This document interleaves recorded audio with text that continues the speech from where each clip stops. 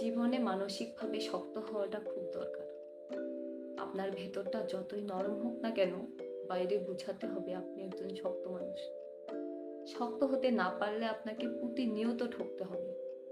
নিজের ভেতর আত্মসম্মান, ইগো কিংবা মূল্যবোধ থাকা উচিত। খেয়াল করে দেখবেন, যারা ঠকে যায় তারা বরাবরই নরম মনের মানুষ। শক্ত মনের কাউকে মানুষ ঠকাতে পারে না। সবকিছু রিভেঞ্জ অফ নেচার, অর্থাৎ প্রকৃতির প্রতিশোধের উপর ছেড়ে দিতে নেই। কিছু বিষয়ে আপনার নিজেরও প্রতিশোধ নেওয়া দরকার আছে। যে আপনাকে যতটুকু অবহেলা করে, কষ্ট দেয়, তাকেও সেই পরিমাণ কষ্ট কিংবা অবহেলা ফিরিয়ে দেওয়া উচিত। জীবনে ভালো থাকার জন্য হলেও একটু কঠোর হওয়া দরকার।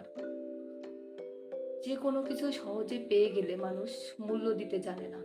মানুষ হিসাবে আপনি হতে পারেন সহজ, সস্তা কিংবা সহজলভ্য হতে দিবেন না।